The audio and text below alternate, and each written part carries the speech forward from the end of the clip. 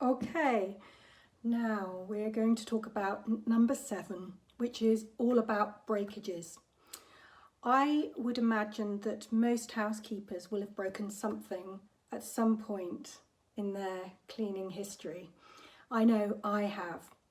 One of the things that I always do before I enter a property to do the cleaning is I will make a mental note that I need to be really conscious of my outer environment.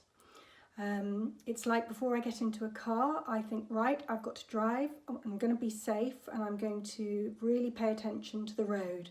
It's the same thing with cleaning. It can be incredibly upsetting if one does break something.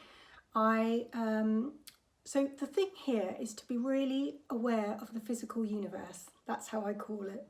And what it is you almost imagine the worst case scenario. Like when you're driving, you always have to consider that someone may do something that isn't really correct and that could cause an accident. So you've got to always manage that risk. The same with housekeeping. One of the things that I broke again in my early days was a pitcher.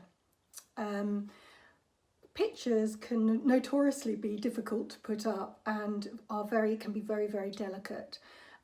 So once when I quite heavy-handedly just wiped the top of the frame and it crashed to the ground and the frame broke, and that was really upsetting. So the thing to do is sort of always assume that things aren't always very well put together. The same with TVs. If they're up on a stand on the wall, don't put too much pressure when you're cleaning areas, to really ensure that you don't break anything by mistake.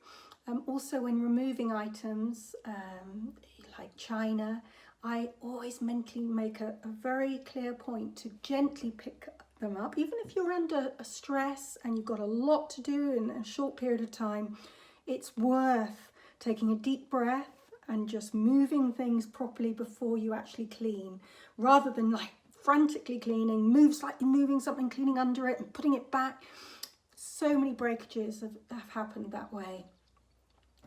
So what I would recommend as well is, again, when you first meet your new client, is to ask them if there are any particularly high value items that you need to be very careful of. And I like to do that because I then make a mental note to go into a super high sensitivity zone before I do the cleaning.